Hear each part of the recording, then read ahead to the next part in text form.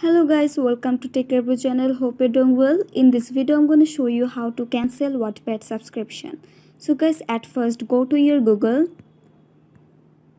and then tap on the search bar and search support.wattpad.com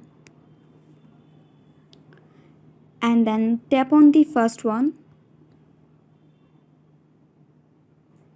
Tap on the search bar and search cancel subscription.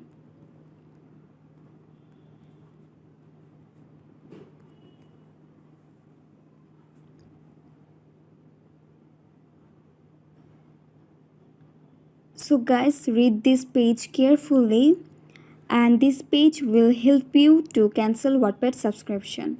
So guys, I hope this video was helpful to you. If it was, then please give a thumbs up and hit the subscribe button. And thanks for watching the video.